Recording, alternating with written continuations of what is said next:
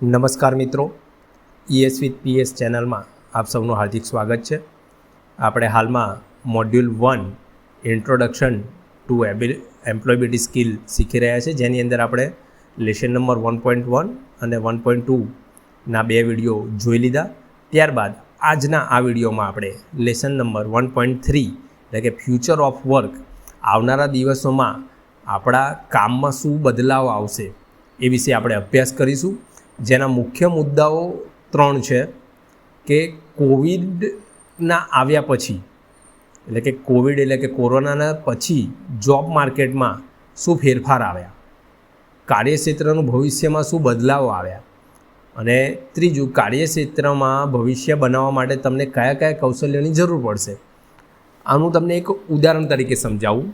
Suppose માનો કે કોઈ વ્યક્તિ 2015માં પેટ્રોલ પંપ ઉપર પેટ્રોલ પૂરવાવાળા વ્યક્તિ તરીકે નોકરી મેળવવા માટે જાય છે, તો એનામાં કઈ કઈ સ્કિલની જરૂરત પડશે? તો પહેલું કે એને તો બેઝિક મેથ્સ આવડવું જોઈએ, એટલે કે હિસાબ કિતાબ કરતાં આવડવું જોઈએ કે ભાઈ 1000ની નોટ આપે છે, 850નું પેટ્રોલ પુરાવે છે, તો 150 રૂપિયા પાછા આપવા એને સમજ હોવી જોઈએ. બીજું, પેટ્રોલની જે નોઝલ છે એ નોઝલ દ્વારા એને પેટ્રોલ પૂરતા આવડવું જોઈએ. લગભગ આના સિવાય એનામાં બીજી કોઈ સ્કિલ હોવી જોઈએ નહીં. આ વાત થઈ 2015ની. પણ 2015માં પેટ્રોલ પૂરવાવાળા તરીકે કામ કરવાની નોકરી લાગેલ વ્યક્તિ જો એની સ્કિલમાં અપગ્રેડેશન નહીં કરે તો શું એ વ્યક્તિ સેમ જોબની અંદર જે નોકરી કરવાની છે એ જ નોકરીની અંદર 2025માં શું ટકી રહેશે? તો જવાબ છે ના. કારણ કે 2015માં કાર્યક્ષેત્રનું જે મીન્સ તમારું જે કામ હતું અને એ જ કામ 2025માં બદલાઈ ગયું છે. 2025માં અત્યારે ટ્રાન્ઝેક્શન ઓનલાઈન થઈ ગયા છે, એટલે તમને POS મશીનનો ઉપયોગ કરતાં પણ આવડવું જોઈએ.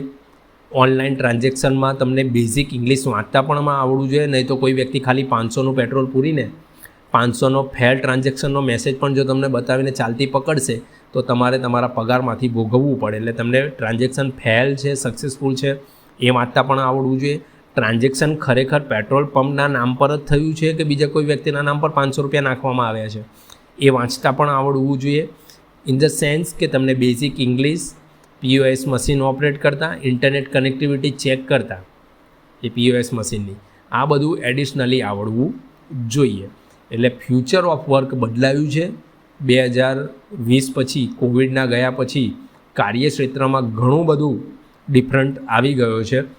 પહેલાં તમે જાણતા હશો કે આપણે કોઈ આકાશમાંથી કોઈ ધરતીનો વ્યૂ કેપ્ચર કરવો હોય, જેને એરિયલ સીન કોઈ ક્રિએટ કરવો, રેકોર્ડિંગ કરવું હોય, તો આપણે હેલિકોપ્ટરમાં કેમેરામેનની સાથે જતા હતા. અત્યારે એની જગ્યાએ ડ્રોન આવી ગયું છે. ઇટ મીન્સ કે જે હેલિકોપ્ટરનો પાયલોટ હતો એની પણ નોકરી ગઈ, અને એમાં બેસીને જે વ્યક્તિ વિડીયોગ્રાફી કરતો હતો એની પણ નોકરી ગઈ. અત્યારે એક ડ્રોન દ્વારા આપણે એરિયલ વ્યૂ લઈ શકીએ છીએ.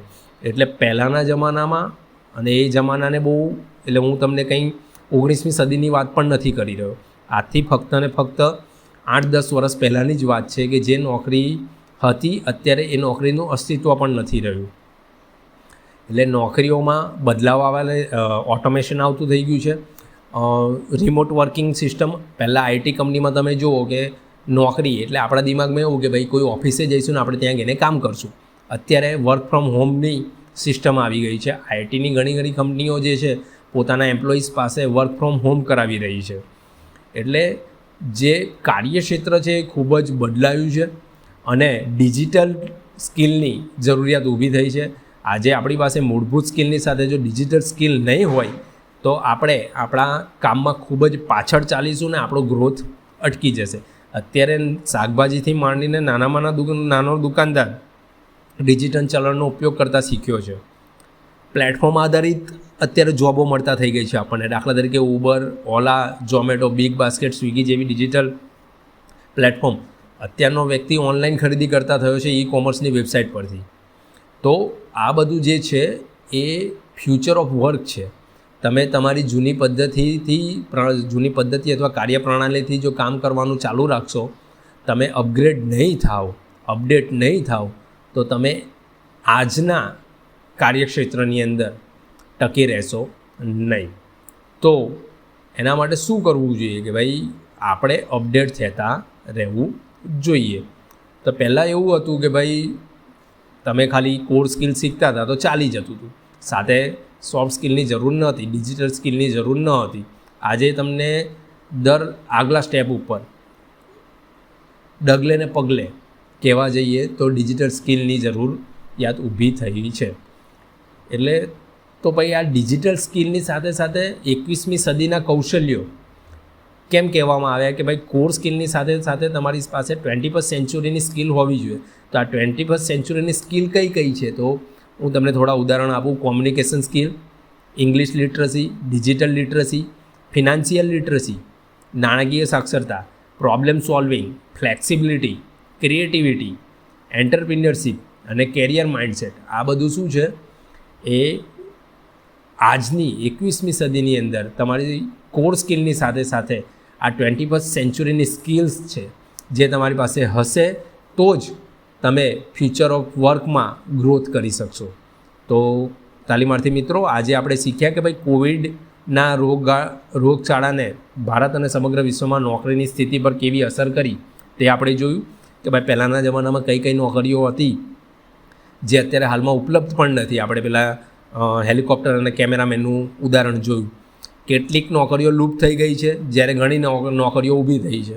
2015માં આપણે ફૂડ ડિલિવરી ઘરે બેઠા મળતી નહોતી આપણને. અત્યારે એક સ્વિગીમાં પિઝા ઓર્ડર કરો એટલે આપણા ઘરે આવી જાય. તો આ નવી નોકરી ઊભી થઈ છે.